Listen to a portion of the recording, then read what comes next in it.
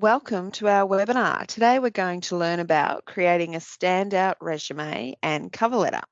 So let's start by looking at cover letters. Having the correct structure in your cover letter will make it easier to read and also look much more professional. So when thinking about cover letters, this is the structure you want to follow. Your opening paragraph wants to spark the employer's interest. So you need to tell them why you are attracted to this position or this organisation or this industry. And by doing this, you can demonstrate your research into the organisation. Tell them that you love a particular thing they're looking into or a group of population that they work with. In the middle paragraph, demonstrate your fit with that organisation. So why should they hire you? You need to focus on your top 3 skills and provide specific examples of how you have those skills and stress your relevant accomplishments. For your closing paragraph, you want to ask for an interview. So summarize what you offer them, be really positive in your expectations, and thank them for their time. Here's how your cover letter should look on the page. You want to have your contact details at the top, the date, and the employer's contact details. You then want to address it to the person. Make sure you use the correct title for that person and always try to get a name. It is okay to call the company and ask, who should I address this letter to? Then, as we've spoken about, your first paragraph, remember to nominate what job it is you're applying for, where you found that job, and if you've had any previous contact with the organisation, such as placements or internships, or you've lived in the local area forever and you've actually used their services, it can be a good idea to mention that connection. And as we said, introduce yourself. I'm a recent graduate with experience in. State in that third paragraph why you're a strong candidate for this job. Put any standout skills or attributes that you have and any extracurricular activity that's really relevant to that organisation or position. Remember to use concrete examples. Tell them things you've actually done or experiences you've actually had, and express your appreciation for consideration and your availability for work.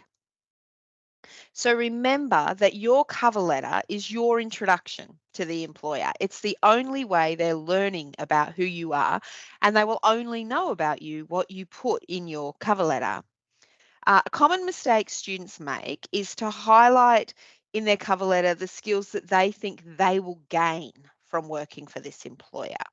What you need to do is switch this around. You want to be telling the employer the skills you will bring to them.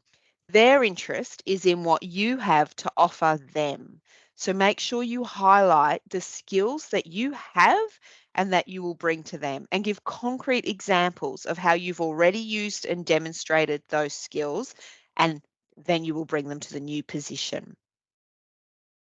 So let's look now at resumes. So there are 5 essential sections of a resume. Do you already have a resume? Let's see if your resume includes these 5 sections. So the 5 sections in brief are your contact details, your qualifications or education, your employment history, your skills with really clear, concrete examples of those, and your referees. Now let's look at each one of these sections in more detail. So your contact details. On your resume, you need to put your name, your phone number, and your email address. You don't need to put a street address. It's very unlikely that anyone is going to contact you via the post anymore. I also think it's a safety issue. There's no need to put your street address on a public document. If you want to, you can put the state and suburb that you live in if you would like to provide that information. But due to the global nature of work, that is no longer necessary. The second section of your resume is your education and qualifications. So for this section, you need to make sure, and you can see our example on the slide here, you want to put the date that you started to current if you're still in that job, or the date that it ended. You want to put the name of the qualification, and you want that in bold because that is the most important bit of information. Then you put where you got that degree, what institution. You can put where, if it was Victoria, Australia, Particularly for international students, it's a really good idea to put Australia on that degree. You can, if you want to, again, only if it's highly relevant to the position, put the major that you studied. And if you can, it's a good idea to list an achievement. Students might have letters from the dean, academic achievement type awards. It's certainly acceptable to put that in your resume. Remember that you list your education in reverse chronological order. So the most recent degree, and then you work your way backwards from there. The next section in your resume is employment history. Again, these are the really important details you need to include. So you want to put the date that you started the job and to current if it's still going, or the date it ended. The then next most important thing is the job title you had in that role. Put that there and in bold. You then want to tell us the company or organization you worked for. And again, you can put that location in there. You then need to list the key responsibilities that you had in that role. So, what did you do in that job? And usually 3 to 4 responsibilities is right. Think about how you can show the range of skills that you developed in that job, and think about how you can show the skills that are important to the job you're applying for. So, in one particular job, you might have done lots of different things. Pick out the ones that really matter to the job that you're currently applying for and highlight those in your resume. And you can see here they have also an achievements section under each job where they've stated something very clear that they've achieved. So it can't be, I turned up to work on time for 6 months. That's not an achievement, that's an expectation. So, but it's things like I redesigned the website to make it user friendly. And then they've got this wonderful quantitative measure in there. So they can tell us and prove this by, we had an increase of 30% of visitors. So it's really great with achievements if you can have a quantifiable number. So if you've trained people, for example, how many people have you trained? Over what length of time were you training people? And what was the outcome of that training? Okay. You don't have to list every job you've ever had. That's not necessary. You can choose the most relevant jobs. Okay. So the fourth section of your resume is the skills section. Now, a common mistake that students make is they simply list their skills on the resume. They will find out what skills the job they're applying for is looking for, which is excellent. And you can find that information on the job ad. It will tell you what skills they value. But what you need to do is you need to list the skills on your resume and include a concrete, clear example. So you need to demonstrate that you have developed this skill and this is what you did with that skill. And you often can link it to a place where you've worked on your resume. So while at Kmart, I developed excellent communication skills by working with a diverse range of staff and customers. So you really want to think about, and here's some examples here of where they've listed their skill and then they've provided a clear example of how they have that skill. So providing that example is absolutely crucial. Okay, the next, sticking with skills for a moment. So we've got a list here of some essential skills that you can consider putting on your resume. These skills will come up time and again in job ads because they are things that employers are really looking for. What we suggest you do is go and find 4 or 5 jobs for jobs that you think I'd like those kind of jobs. They're the sorts of jobs I want to do.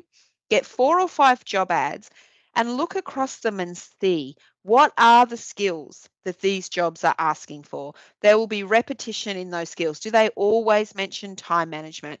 Do they always mention organizational skills? Do they always mention attention to detail? Those are the skills that are therefore very important to employers in that area. And they're therefore the skills that you want to make sure you're putting on your resume. Okay. So the fifth section that needs to be on your resume are referees. Sometimes students make the mistake of putting referees available upon request on their resume. That's not appropriate. Your resume is the place where those referees are being requested. So you must put referees on your resume. So you should aim to have two professional referees on your resume. And here's an example here. So you must have their name, their job title. If they've moved on, so if you worked with them at KFC and they now work at McDonald's, you need to put that they were your former manager at KFC in brackets so that it's clear where this person managed you and why they're a good referee for you.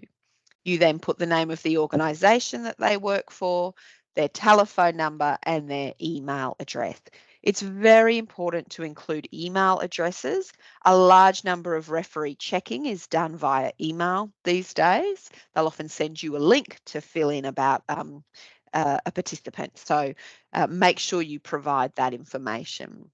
Now, it's very important that you obtain permission from someone before you use them as a referee. So you email them and ask them, or call them and ask them, is it okay if I put you on my resume as a referee?